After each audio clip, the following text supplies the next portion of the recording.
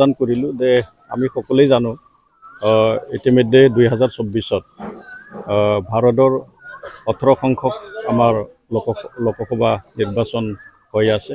আৰু আজি দ্বিতীয় পৰ্যায় এই দ্বিতীয় পৰ্যায়ত আমাৰ সমগ্ৰ অসমত 5খন যি লোকসভা সমষ্টি ইয়াত ভোটদান অনুষ্ঠিত হৈছে আৰু আমাৰ বিটিআৰ অঞ্চলত আমাৰ 2টা লোকসভা সমষ্টি আছে আৰু আজি দ্বিতীয় পৰ্যায়ত যি লোকসভা নিৰ্বাচন ইয়াত আমাৰ দৰং ওদালগুৰি এই লোকসভা নিৰ্বাচন ইয়াত অনুষ্ঠিত হৈছে নিশ্চয় আজি খুব সুন্দৰ এটা বতৰ এটা ফৰকাল বতৰ নিশ্চয় আমাৰ ইয়াত ভোটাৰসকলে ভোটাধিকাৰ সাব্যস্ত কৰাৰ কাৰণে নিশ্চয় এটা আজি ভাল এটা দিন আৰু ভাল এটা বতৰ আৰু সেই হিচাপত নিশ্চয় এই ৰাতিপুৱা সময়তে মানুহখিনি ইয়াত ভোটাৰসকলে ভোটাৰ ৰাইজে ইয়াত ওলাই আহিছে আৰু আশা ৰাখিছোঁ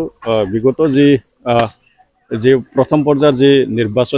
প্ৰথম পৰ্যায়ৰ নিৰ্বাচন খুব শান্তিপূৰ্ণভাৱে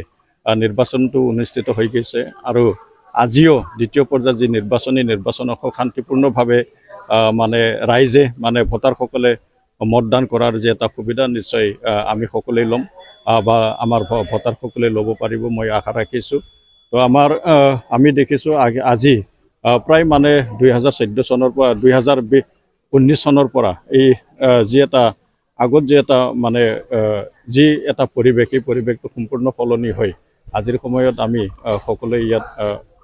ভোট মানে নিজৰ যি মতামত বা নিজৰ যি এটা সিদ্ধান্ত সেই সিদ্ধান্তটো দিয়াৰ কাৰণে ভোটাৰ ৰাইজ ওলাই আহিছে মই সকলোকে আহ্বান জনাম যে আমি সম্পূৰ্ণৰূপে শান্তিপ্ৰিয়ৰে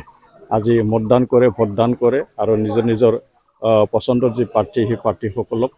মানে কোনেও মানে কিবা নকৰাকৈ মানে মতদান কৰে মই সেইটোকে আমাৰ বিটিআৰবাসী তথা অসমৰ ৰাইজলৈ মই অনুৰোধ থাকিল